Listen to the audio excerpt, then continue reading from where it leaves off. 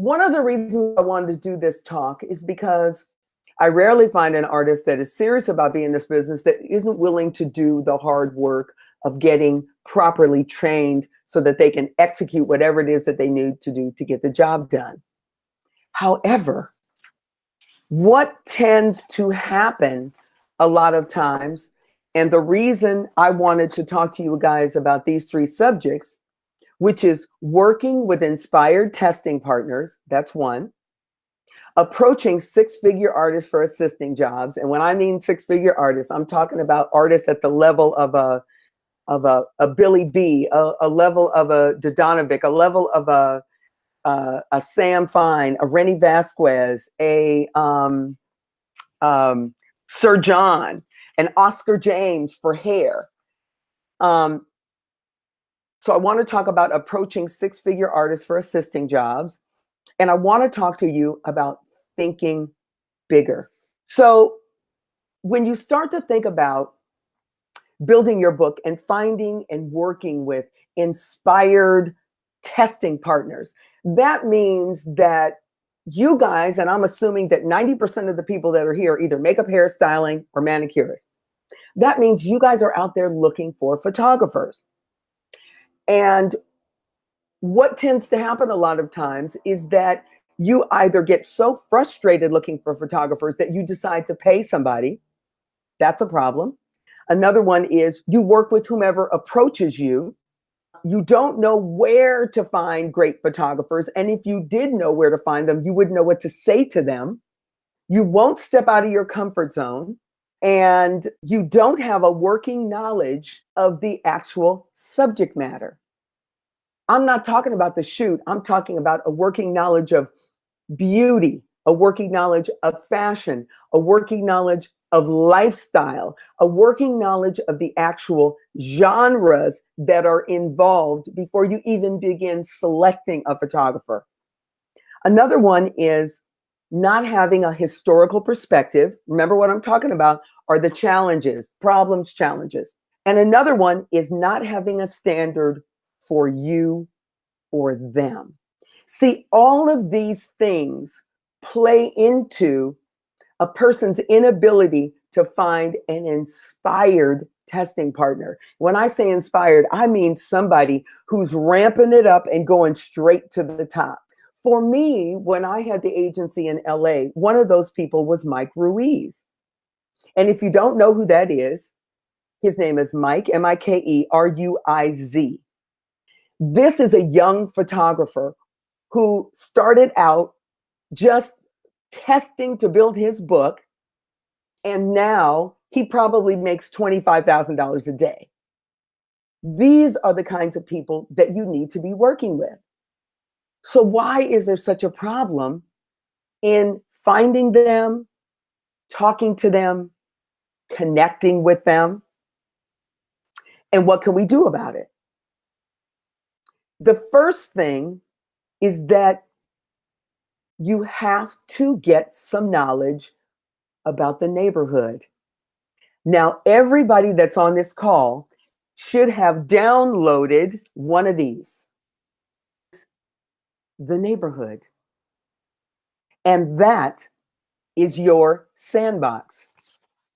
Okay, so this is something that I created for my PYP grads, because the problem with finding inspired testing partners, the mechanism for finding inspired testing partners is to first start by understanding the game that you want to play in.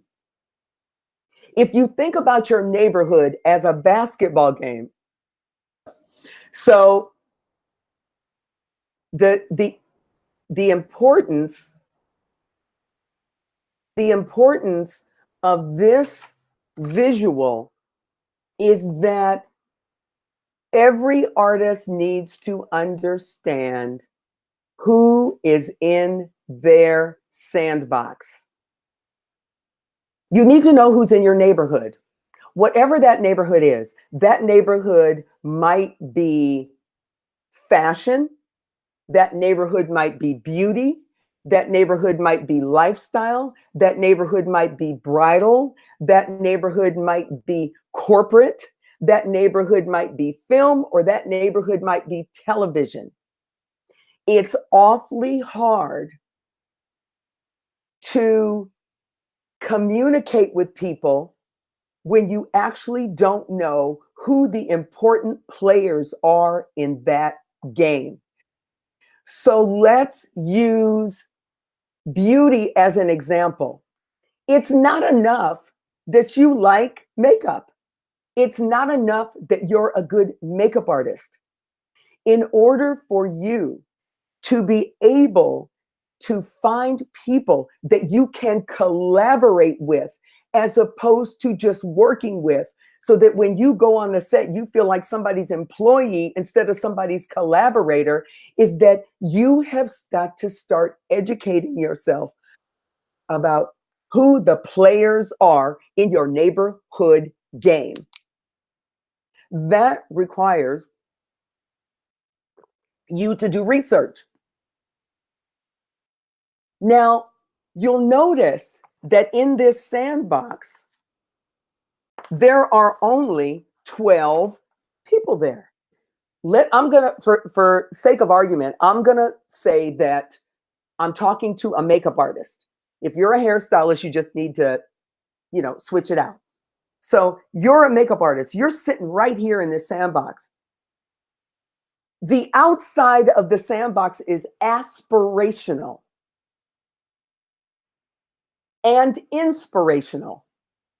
The inside of the sandbox are the people that you're actually playing with.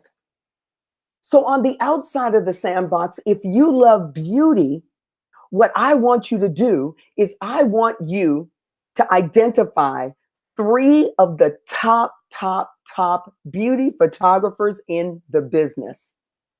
Now, how are you going to do that? I'm going to give you a resource right now. One of them is labook.com and the other one is models.com. Here's the thing. So it's like, how do you figure out how to find these photographers? You don't start with the photographers, you start with the makeup. Beauty is what? It is makeup. It is hair. It is fragrance. All those things are considered beauty. What you do is start from the end and work backwards. The end is, I want to work on Maybelline. The end is, I want to work on CoverGirl. The end is, I want to do hair on a Pantene ad. I want to do J'adore, the fragrance. So that's where you start. If you take that information, go to LaBook and put it in, it will start to give you all of the campaigns. It will show you who worked on a recent CoverGirl campaign, who worked on a recent NARS campaign, who worked on a MAC campaign. The idea is you write down 3 brands that you love. You go to LaBook, you find out who's shooting them, and then you start to populate the outside of your sandbox. You populate the outside of the sandbox with 3 photographers whose work you love, and you start to study it. Then you go around the rest of the sandbox and do the same thing. For you, if you are a makeup artist, you want to get your tippy top fabulous 3 makeup artists that you would love to assist, that you also aspire to be like, that you would love to work with, a hairstylist that you would love to close your eyes one day on the set and open up your eyes as a makeup artist. And there was Michael David Adams shooting the pictures, and there was Oscar James doing the hair, and there was Lisa Michelle doing the fashion styling. So what you're doing is populating the outside of the sandbox, which is aspirational and inspirational, with people that you would love to be in the neighborhood with. You use those people to train your eye to recognize great photography, the very best makeup, the very best hair that there is, and you start to study it. You start to understand it. You start to be able to be in a conversation with people about it. You start to understand what's going on around you. The most important thing that you will do, though, is you will train your eye to recognize good photography by looking at good photography. And it is at that point that you should start trying to populate the inside of your sandbox with like-minded people. So now you go out and you start to look for photographers. You're not blind anymore. You see, there's nothing worse than going to work for a photographer and getting the pictures back and they're horrible because you didn't really know that the photographer wasn't any good to begin with. Or you chose him because he had a bunch of great pictures, but they were all lifestyle and you want to do beauty and you don't know the difference. Part of what we want to do is we want to get knowledge about the neighborhood, use that knowledge to choose better people to work with. And then as you start to populate the inside of that sandbox with people you enjoy working with who are like-minded, then you start to produce better images for your portfolio. Then you start to feel like you belong in the circle. Because without feeling like you belong in the circle, we self-sabotage. When we don't feel like we belong there, we self-sabotage. And then that's not the way we repeat it to people, though. We don't go around telling people we self-sabotage. We tell them that it didn't work out. Part of filling the inside of the sandbox is getting rid of the losers. You've got to get rid of the losers. You've got to get rid of the people who don't show up on time, the people who let you down all the time, the people who aren't at your level because they aren't working as hard as you, because they're not continuing to educate themselves. You will have to let those people go. So the first thing that we do is we get knowledge about the neighborhood. And we do that by working backwards from whatever it is we want to work on. Because the person who's interested in lifestyle, you might be picking out a Procter & Gamble ad, or you might be picking out a 7-Up or a Coca-Cola ad, okay? So you pick the ads out first, then you go find out who worked on them. Then you educate yourself about them. Then you start to understand. Then you use what you know to choose better people to work with. And as you choose better people to work with, your book gets better. And you can actually see yourself starting to be able to go after the kinds of jobs that you want. But it all starts with having really good testing relationships with people so that you can build out from that. Does everybody understand the sandbox? You understand it. Okay. Do you think it will help? Can you see how understanding? See, because here's the thing, you guys. Let me give you an example. One of the things that I teach my PYP grads is the importance of, we all want to network, but a lot of times the tendency is to continue to network in the same circles, which really isn't helping you at all. Okay? To network in the same circles over and over again, but getting out of that circle and getting into a new circle is sometimes really uncomfortable. And so we stay in the same circle. That's the definition of insanity, doing the same thing over and over again, trying to get a different result. Nikema says, I'm preaching her life right now. So let's just get serious about this for a second. Let's get serious about this for a second, because like I said, it's not the skills. It's not the skills that are holding you back. It is the voice in your head that is either telling you that you're not good enough. It's the voice in your head that says, don't do it right now, let's do it later. It's the voice in your head that says, they're not going to talk to me anyway. The truth is, one of my grads went to an event and she said she must have been clutching whatever she had in her hand so tight. She was at an event that was full of photographers, and I mean great photographers, great photographers. She must have been clutching what was in her hand so tight that a photographer walked up to her and said, you must be hungry. She said she was absolutely petrified to be in that space with all those photographers. The photographer did not even know her. He had to tell her to breathe. It's going to be okay. And when she started talking to him, she said to him, well, so what do you do? And he said, you know what? That's the wrong question. That's not how you're going to build relationships with people in this room, asking me, what do I do? So the thing is, you're going to have to get out of your comfort zone if you want to be successful. Because if you do the work I'm telling you to do, and you look up the CoverGirl ad, and you go to the book, and you find the photographer, and you start to populate your sandbox with these people, now you still have to go out and find photographers to work with. But I want those new photographers that you are training your eye with to become the standard by which you measure everyone else in whatever genre it is. The thing is, you will be surprised who wants to help you if you will just take the first step out of your comfort zone into a space that's totally foreign, because somebody's going to say, hey, are you okay? And you can say, I'm not okay. I'm scared to death. It will be okay. It will be okay. So this is how we start to populate the sandbox. But you've got to know what's going on in your neighborhood, or you will never fit in. You will never get offered those jobs. You will never get invited to those jobs.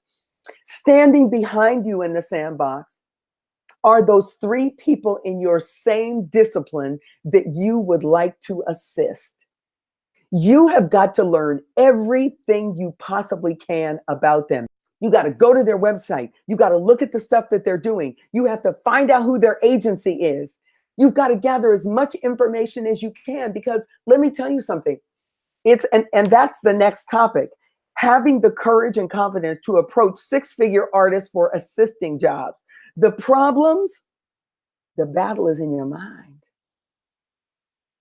The battle is in your mind. The camera's up here. I got to make this smaller so I'll look up. So I'm looking at you guys. The battle is in your mind, number 1. And what happens is your mind starts saying, oh, they wouldn't want to work with me. I'm a nobody. You start aiming too low then. And you give up too early. In your mind, you figure out all the reasons why these people would not want to work with you. And so you don't call them. And so instead, you call somebody that's just above you. Somebody who's just above you that's struggling to get up to the top, instead of just going straight to the top. You have not because you ask not. Now, I'm going to tell you a story.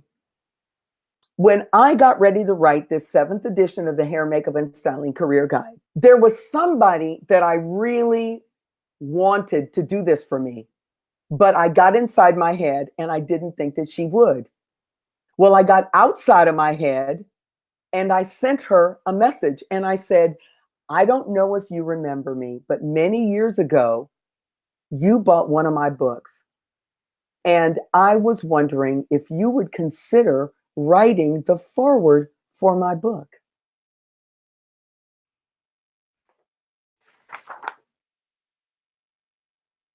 What does that say? Can you read that? Can anybody see the name on that and the picture on the cover of my book?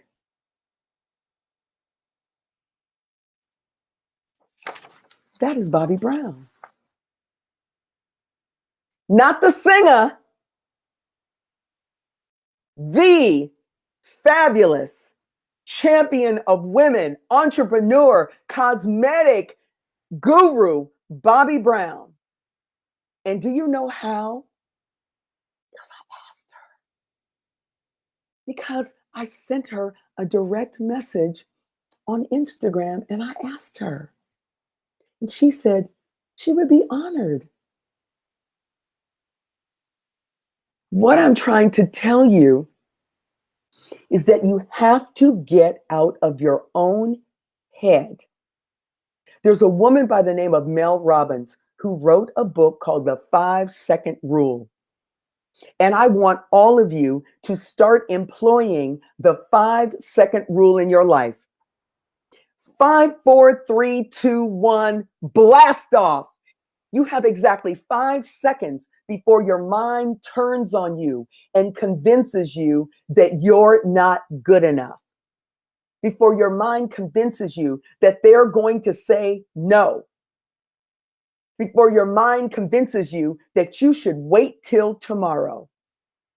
5, 4, 3, 2, 1, blast off.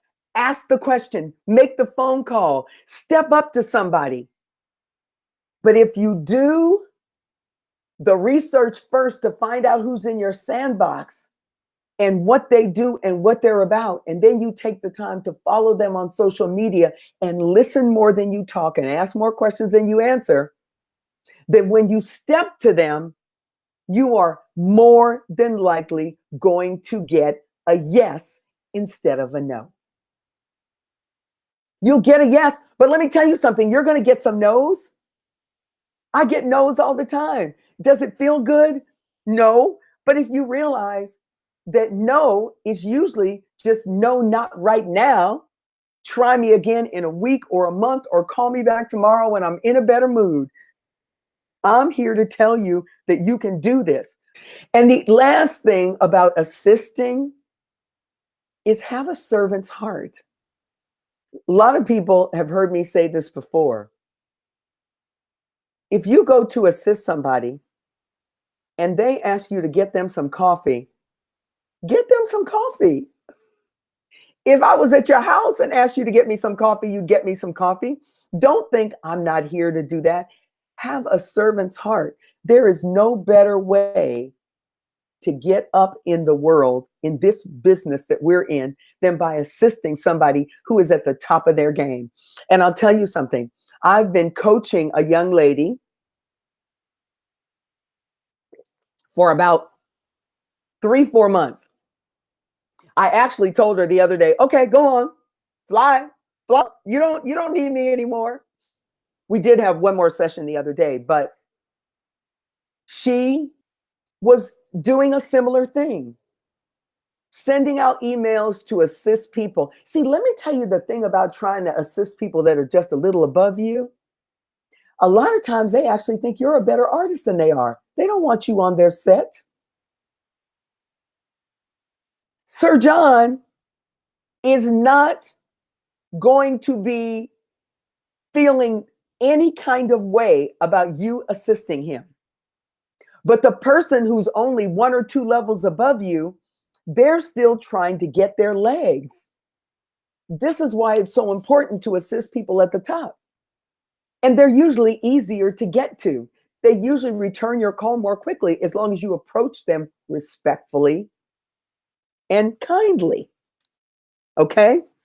So that's number 2. Does anybody have any questions about assisting up? You know, let me tell you something.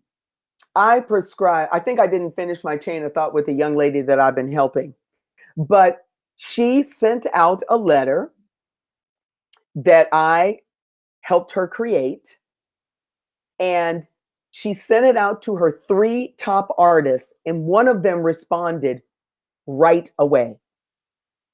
She lives in Washington, D.C., and a week later, she was on her way to New York to assist him. She assisted him for 2 days, and he gave her a $100 tip and told her, oh, I like you. First time he ever met her. And I had a call with her before she went there, and I said, okay, let's just talk about what can happen. Let's talk about how you can be feeling, how you eliminate some of those feelings, how you don't get upset if he raises his voice or he seems short. Just understand how much pressure he's under. And it was funny because when we talked the next session, she said all of those things happened. She said, Crystal, if I had not talked to you the day before I went and you had told me all that, I probably would have freaked out. But now he is bringing her on as his assistant. She lives in DC. She's going back and forth to New York. She assisted him on something like Dooney Burke the first time. That's what life is like at the top. And I want you to get there. And I know that you can really, really get there. If you just tweak some of the things that you're doing, get outside of yourself, put some of these fears to rest, you can make this happen.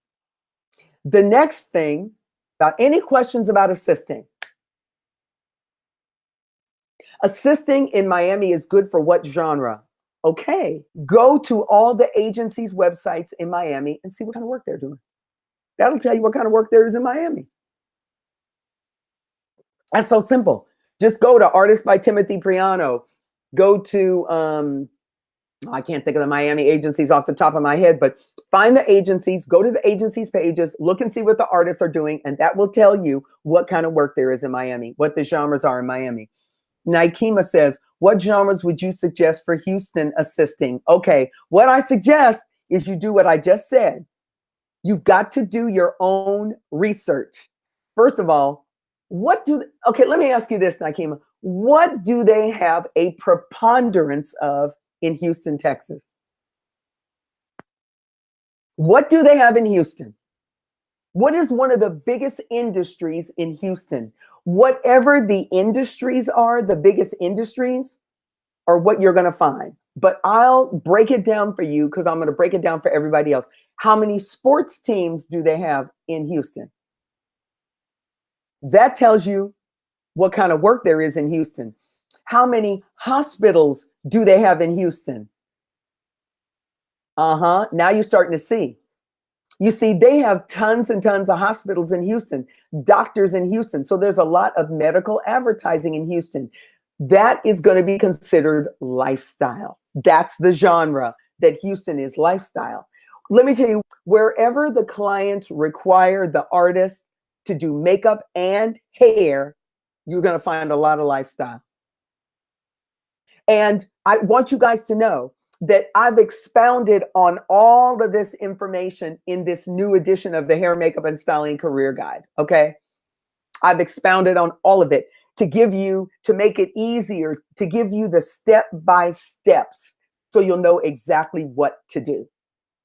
What is the proper way to reach out to be an assistant or to be placed on the assistants list? Okay, you know what? I've given you step by step in the Hair, Makeup, and Styling Career Guide because I got to move on to the next topic. We had a lot of technical problems and now we're already at 7:11. I know people hate it when webinars go over.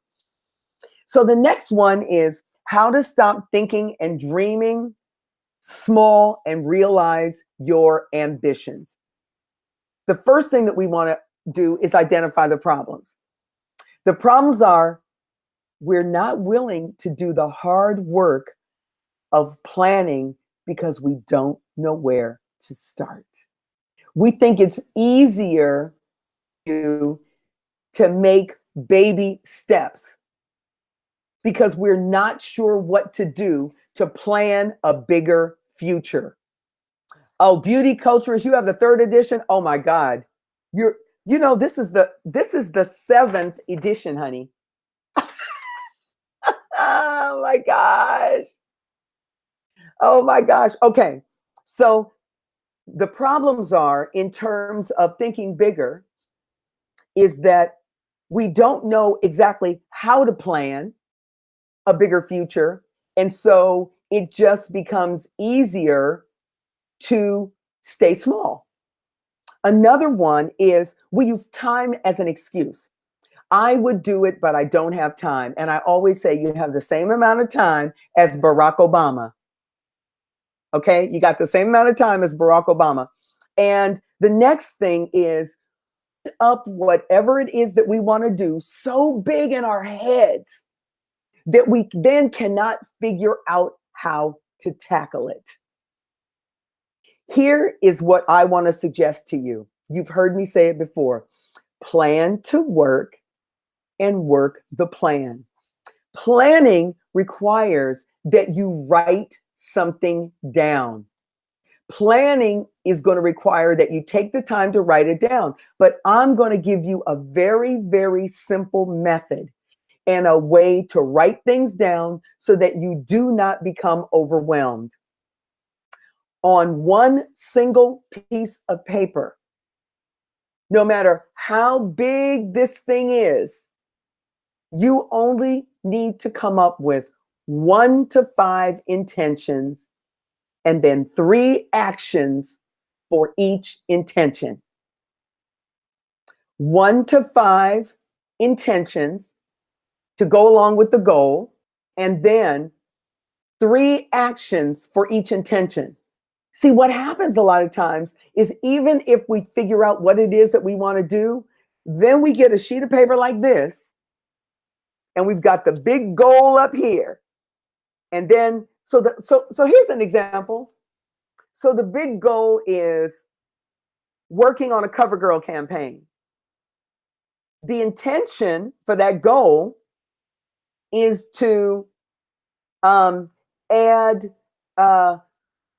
25 new images to your portfolio in 2018.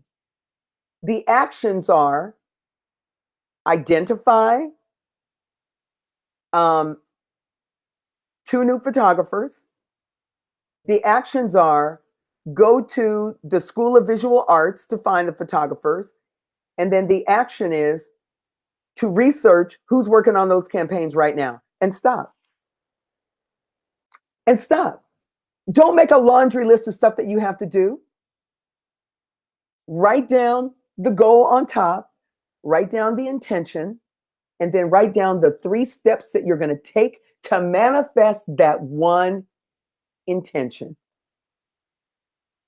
Once you've done that, then you go to the next thing.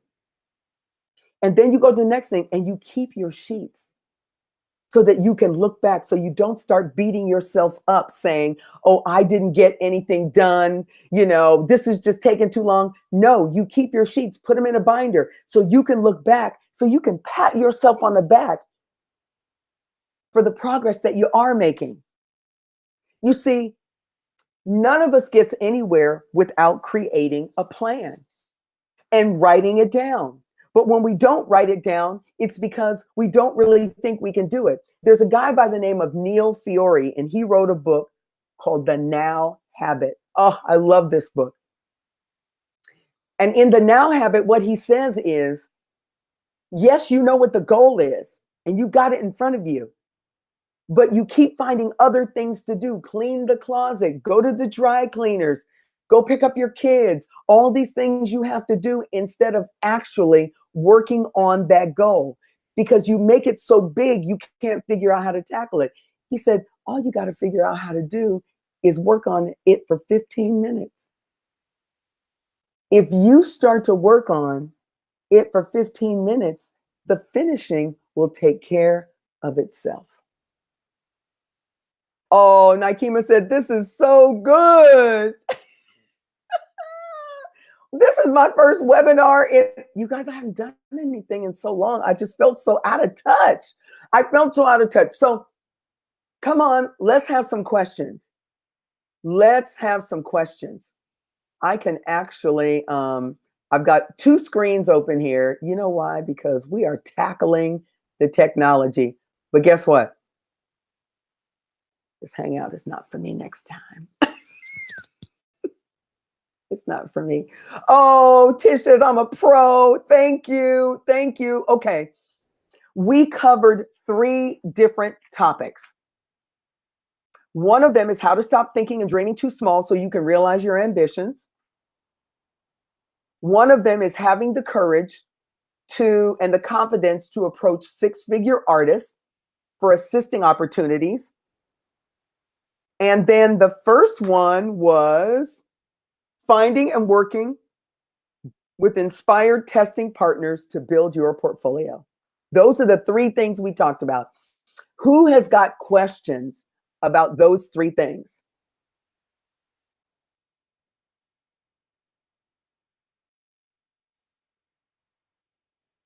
How many images should you have in your book before approaching these top pros? For assisting, you can have one. Don't overthink it. You could have one image in your portfolio that you love, because guess what? They're not going to let you do anything the first few times you assist them anyway, but stand there and hold their brushes. So don't worry about it. Don't worry about it. Because I have questions about thinking bigger. Okay, Nikema, could you talk more about film and TV portfolios? Okay, so let me tell you, the only difference between a film and television portfolio is that in it, because you are creating characters, you also have the ability to add before and afters, because you're showing a lot of times a progression of what you're doing. But the truth is, when you're building your portfolio so that you have something to show, you still have to find photographers to test with to build that portfolio. Now, at the same time that you're building that portfolio, you're probably also looking for young directors and independent films and low budget films to work on. And that is an opportunity for you to be able to actually photograph your own work or get stills from the photographer that's on the shoot, which you can put in your book, which you cannot put in a beauty book, but you can put that in a film and TV book.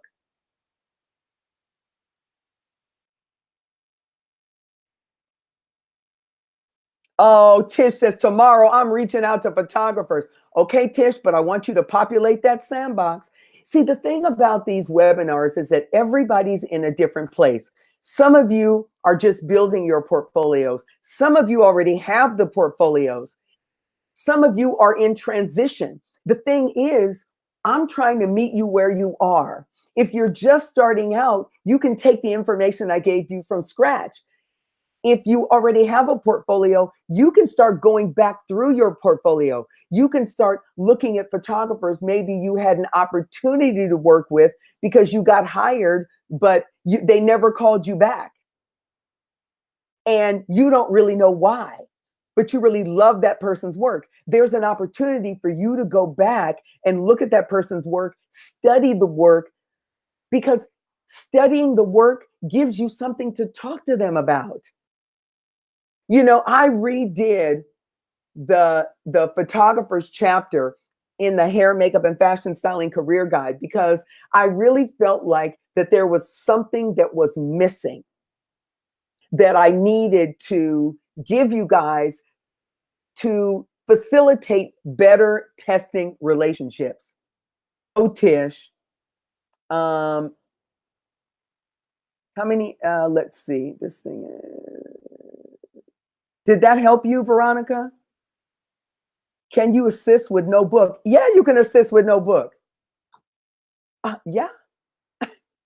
Yeah. Now, the steps that you need to take, obviously, I can't sit here and give you guys every single step, but they are in the hair, makeup, and styling career guide of exactly what you need to do as far as assisting is concerned. But you can definitely assist because, like I said, nobody's going to let you do anything in the beginning anyway.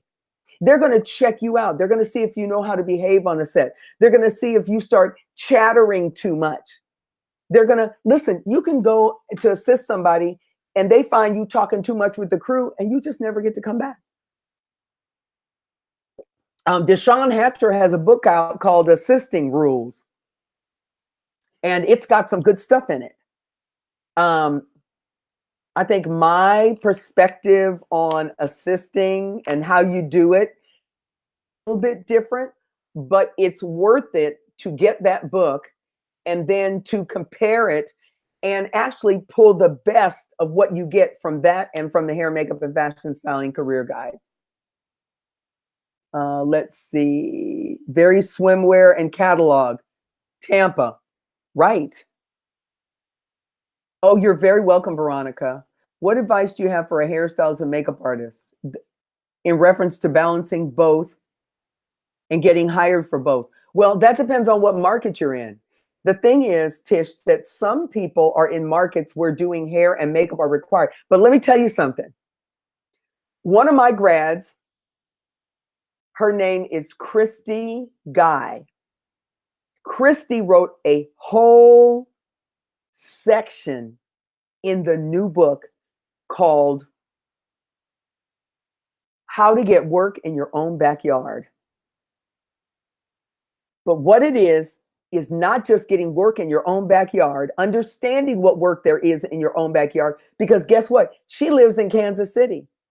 She called me up, she said 18 years ago and said, Crystal, do I have to move to LA or New York to be successful? And she said, I told her, look in your own backyard. That requires research though. So she wrote, and I think it's about 10 pages in the Hair, Makeup, and Styling Career Guide about how you get work in your own backyard and how you then turn yourself into a national and then international artist. It is amazing. It's amazing. And she called me up because how she built her career was on the Career Guide. And she said, I want to give something back to the Career Guide. I want to give back to the artist by writing something. And that is what she wrote about how to get work in your own backyard. She flies all over the country doing work, but she lives in Kansas City, where the cost of living is inexpensive, where her family and friends were. Okay, Nikema said that advice is gold. Oh, really? Okay. You know what I'm going to do here, you guys? So I got something special for you. The Hair, Makeup, and Styling Career Guide is, as you know, those of you know, and some of you have it, is $49.95. So it's $56 with the shipping and handling. If you get the Career Guide by tomorrow night at 11:59, here's the link. It's only going to cost you $34.95. $34.95. Okay? And I will autograph it for you. They're not going to get shipped out until February 5th. This is a, what do they call it? A pre-publication price, because it just went to the printer. Today's Wednesday. It went to the printer on Monday. They glue it on Friday. Yay! Because I have actually 500 of those books going to Makeup Designery. And you don't want those kids coming out of school knowing more than you, do you? As a matter of fact, Makeup Designery has incorporated the Hair, Makeup, and Fashion Styling Career Guide into the curriculum for their makeup course. Every single artist that takes this particular course gets a copy of the Hair, Makeup, and Fashion Styling Career Guide so that they can build their business. I love it. I love it. Okay. Any more questions? It's 7:29. I do not want to keep you guys. Did you guys enjoy this? Was this helpful? Was it helpful? I promise next time I will, I'm going to go back to my old technology. I'm going to go back to my old technology. I tried something new. It's not working as flawlessly as I would like. And you know what else? I also do not like that I don't have a button that I can click on so I can let you speak out loud and I can hear you. I actually like being able to hear you guys. Like, seriously, I do. Oh, you're so welcome. Oh, thank you, Lori. Yay. Okay, well, I'm going to sign off. I just really wanted to come today and talk to you and just get back in the groove of giving information again and helping you guys with your careers. But you guys got to promise to let me know how things go. Will you do that? Will you shoot me an email and, let me know what you're doing and how it's going? Because I would love to be part of your success. I would love that. All right, everybody. Signing off. Check your email. I'll send you a link. I'll make sure that you have everything that you were supposed to be able to download. I'll make sure that you get a link to the book right now, and I will catch you on the fly. Bye.